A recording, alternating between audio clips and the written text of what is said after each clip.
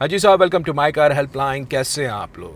आज का जो सेशन है it's again a very critical session और shall I say a very informed session specially for the people who are looking to buy new car. आप कोई भी segment की कार परचेज करना चाह रहे हैं, entry segment, mid segment, luxury segment, मन में एक सवाल ज़रूर आएगा कि भाई ये गाड़ी जो परचेज करने वाला हूँ इसमें कितना पैसा अपने खुद की तरफ से लगाऊं और कितना मैं गाड़ी को फिनेंस करवाऊं। अब ये भी मन में सवाल आता है कि भाई कार बिल्कुल एक डेप्रिशिएटिंग असेट पे, is it advisable to go for finance and pay interest on a asset which actually loses a value on year basis? क्या ये एडवाइजेबल है? अगर आपके पास फंड्स कम हैं तो कितना आपको लोन लेना चाहिए, कितने टेनियर के लिए लोन लेना चाहिए? एंड नंबर 3, अगर आपके पास फंड्स हैं, should you even think of car finance? तो वही आपके साथ शेयर करने वाला हूँ।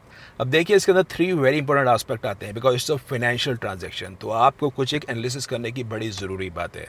नंबर 1, आप ये सोच रहे हैं बिकॉज कार एक डेप्रिशिएटिंग एसेट है तो अपना खुद का पैसा मैक्सिमम लगाएं और फाइनेंस कम लें, क्यों इंटरेस्ट पे करें ऑन अ डेप्रिशिएटिंग एसेट? तो अगर आप ऐसी सोच लेके चलते हैं then boss you are mistaken. Yes, देखिए आप ये जानिए, कार लोन जो चीज़ होती है it's is calculated on a reducing balance method. Reducing balance का मतलब है कि जैसे जैसे आप मंथली ईएमआई पे करेंगे उसके 2 कंपोनेंट्स होते हैं, प्रिंसिपल और इंटरेस्ट।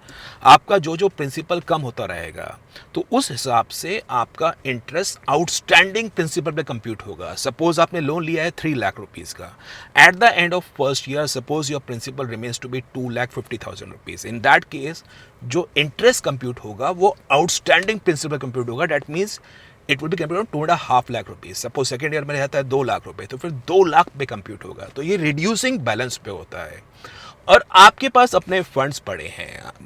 अब आपका जो भी स्ट्रीम है, आप बिजनेस में हैं, सैलरीड है, जो भी स्ट्रीम वो अलग बात है, पर अगर आपके पास कोई भी इन्वेस्टमेंट करने का मन नहीं है, even if you put in that money in the fixed deposit scheme, तो साहब फिक्स्ड डिपॉजिट होता है कंपाउंडिंग। आप जो पैसा डाल रहे हैं उसमें जो आपको इंटरेस्ट मिलेगा it would be calculated on a compounded principal. आपका जो पैसा डाला 3 लाख रुपए, आपका सपोज फर्स्ट ईयर के बाद जो आपका बैंक में पैसा हो गया है it is a 3.2 lakh rupees including the interest amount.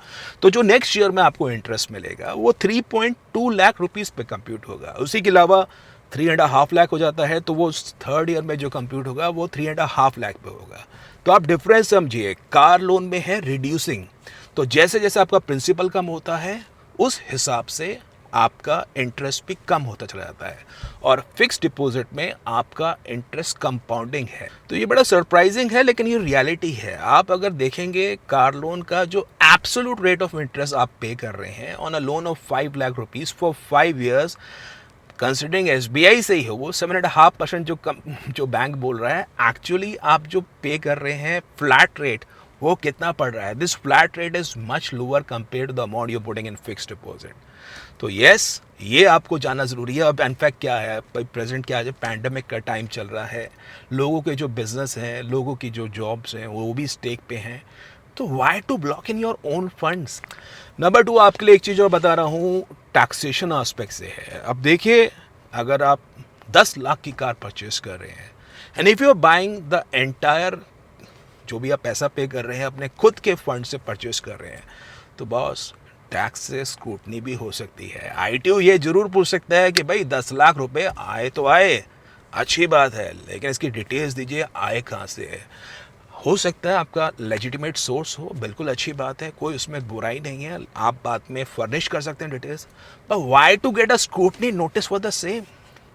कोशिश करके, अगर आपने लोन पे लिया है तो आप बिल्कुल बोल सकते हैं भाई लोन पे ले रखी है गाड़ी, तो वो स्क्रूटनी का नोटिस आने की वेट मतलब क्यों करनी? जब आप एक बड़ी परचेज करते हैं और अपने खुद के फंड से करते हैं, there is a likely intervention of income tax authorities, वो आप जान लीजिए। नंबर 3, इसी के साथ एक बहुत ज़रूरी बात आती है साहब कि अब लोन लें तो कितना लोन लें, और नंबर 2, कितने टेन्योर के लिए लोन लें। अब देखिए, आप लोन लेना चाह रहे हैं तो ये आपको जानना होगा, आपको अपनी खुद की फाइनेंशियल एनालिसिस करनी होगी। आप सैलरीड में हैं, आप सेल्फ एम्प्लॉयड में हैं, आप कौन से स्ट्रीम में हैं, आपका जो इनकम स्ट्रीम है रेगुलर है, फिक्स्ड है, वेरिएबल है, मंथली ऑब्लिगेशन कितने हैं, ये आपको जानना होगा। तो आपको देखना होगा कि भाई मैं कितना ईएमआई कंफर्टेबली पे कर सकता हूँ। इट इज़ नॉट एडवाइजेबल कि आप ओवर लिवरेज हो जाएं, मतलब इनकम तो है 60,000 रुपये, ईएमआई के साथ होने लगा 62,000 रुपये, तो वो तो समझदारी नहीं है कि भाई आपने बोला बैंक की एफडी में ही पैसा रखो, एफडी तो काफ़ी टाइम बाद मैच्योर होगी। तो आप ये जानिए, आपको अपना एक एनालिसिस करना ज़रूरी है कि आप कितना पैसा खर्च कर सकते हैं। कार की रनिंग में भी खर्चा आएगा, ईयर ऑन ईयर आपको इंश्योरेंस भी देना है, उसकी मेंटेनेंस भी करानी है। So you need to do a financial planning. अब इसके साथ एक बात और आती है, suppose you go for a car loan for say 7 years, जिसमें आपने लोन अमाउंट ले लिया है, लेकिन आप उस तरह के प्रोफेशन में हैं जिसमें आपके पास बीच में अच्छा खासा पैसा आ सकता है। यू थिंक कि मैं अपनी ईएमआई मंथली ऑब्लिगेशन कम तो कर दूं, लेकिन जब बीच में पैसा आएगा तो मैं इस लोन को फोकलोज कर दूं। देखिए, अगर आप ऐसा सोच के चल रहे हैं then you are doing a big blunder. देखिए, जान लीजिए, कार लोन के अंदर क्या होता है, जो इनिशियली प्रिंसिपल की रीपेमेंट होती है वो कम होती है, इनिशियली जो मैक्सिमम आउटफ्लो होता है वो होता है इंटरेस्ट का। If you go for a foreclosure after 3 years, considering the fact कि आप 7 ईयर्स के लोन ले रहे हैं या 5 ईयर्स के लोन दे रहे हैं, in that case you are at a big loss, क्योंकि पहले 3 साल में जो प्रिंसिपल का रीपेमेंट होगी वो कम होगी। जब आप फोकलोजर करने जाएंगे तो उस टाइम तक आपने मैक्सिमम ब्याज ही पे किया होगा और प्रिंसिपल के ऊपर फिर वो आपके लिए नुकसान वाली सिचुएशन है। तो you need to do an analysis कि एक्चुअली आपको कितने टेनर के लिए लोन चाहिए, और लॉन्गर टेनर के लेते हैं तो उसमें कोई बुराई नहीं है, but don't take a loan for a longer tenor consider that you will prepay the loan on earliest basis. तो अगर आपका प्लान है फोकलोजर करने के हिसाब से, then go for a loan for a shorter tenor, वो आप जान लीजिए। तो ये कुछ ज़रूरी जानकारी थी, I thought to share with you.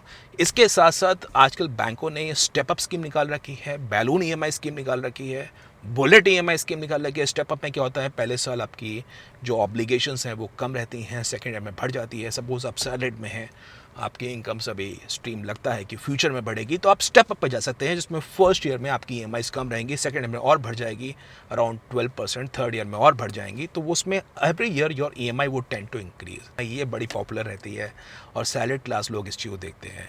तो कुछ ज़रूरी जानकारी थी कार लोन के बारे में। आपको गाड़ी का interest rate calculator, EMI check करना है, आपको चेक करना है लोन में कितना आप मंथली प्रिंसिपल पे करेंगे, कितना इंटरेस्ट पे करेंगे। Please come down to www.mycarhelpline.com। उसके कैलकुलेटर सेक्शन में आपको कॉम्प्रिहेंसिव जानकारी मिलेगी, प्लस कार लोन के इंटरेस्ट रेट जानने हैं तो माइकार हेल्पलाइन वेबसाइट में आप चेक कर सकते हैं। And I am sure you would appreciate the kind of information which you would get on website www.mycarhelpline.com। In case you like the video को अपवोर्ड जरूर करिए। चलो, माइकार हेल्पलाइन पे नए हैं, सब्सक्राइब करिए। उस वीडियो को आप सोशल मीडिया पे, ट्विटर पे, फेसबुक पे, व्हाट्सएप पे शेयर कर दीजिए all across, so that it reach to more people and they can take a better financial planning कि एक्चुअली गाड़ी लोन पे लेने में कोई बुराई नहीं है, it's a wise decision, but they need to consider the factors कि उनको कितने टाइम के लिए लोन चाहिए, वो एक ज़रूरी बात है। Thank you.